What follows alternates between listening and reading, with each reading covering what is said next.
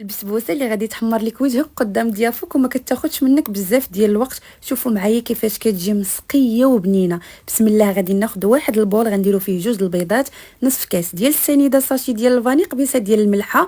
غادي نخلطوا كلشي مع بعضياتهم وغادي نزيدوا كاس ديال دانون النكهه اللي بغيتو. انا اختاريت ديال الفاني. بنفس الكاس غادي نزيد الزيت مع التحريك، جوج كيسان ديال السميده ديال الحلويات او ديال الحرشه نفس الشيء. غادي نزيد خماره من وزن 8 غرام. هكا كنحصلوا على الخليط ديالنا. غادي ناخذ المول العجيب ديالي اللي كنكون ديجا دهنته بالزيت ورشيته بالسميده.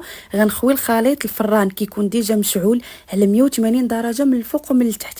من بعد ما كطيب لنا البسبوسه ديالنا كنسقيوها بالسيرو. بالنسبه للسيرو كاس ديال الماء، نصف كاس ديال السنيده، وساشي ديال الفاني. بالنسبه للكريمه كنديروا جوج كيسان ديال الحليب، ساشي ديال الفلون ديال الكريم كراميل، جوج معالق كبارين ديال النشا. كنحركوا كلشي على البارد. من بعد ما كطيب لينا ديك الكريمه كنزيدوا عليها معلقه ديال الزبده وكنخويو الكريمه ديالنا فوق البسبوسه.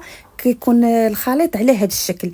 بالنسبه للبسبوسه كنديروها غير في الثلاجه لتحت، تقريبا كتاخذ لينا واحد ساعتين كتكون واجده. بالنسبه للتزيين انا اختاريت انني نزينها بدانون شوكولا وغادي نديرها على شكل ملفي. نتوما التزيين كيبقى اختياري، كتقدروا تزينوا بداك الشيء اللي بغيتو وبالصحه والراحه. البسبوسه راها كتجي غزاله وهشيشه.